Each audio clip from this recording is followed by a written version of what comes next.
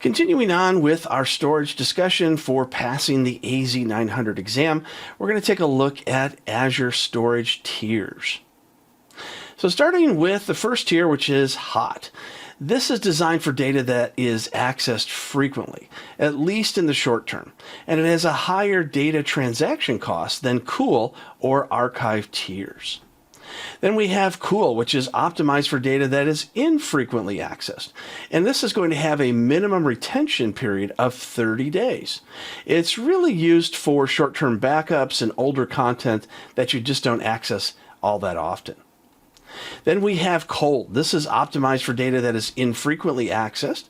This tier has a minimum retention rate of 90 days. So we've gone from 30 days to 90 days.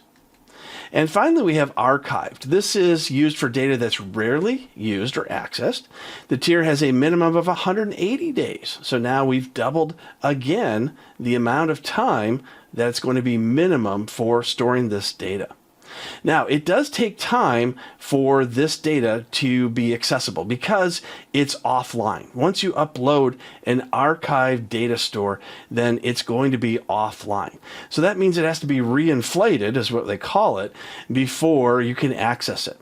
Once you can access it after the data has been reinflated, then you can go ahead and use it. Now, this is the cheapest to store, but it is the most expensive to access.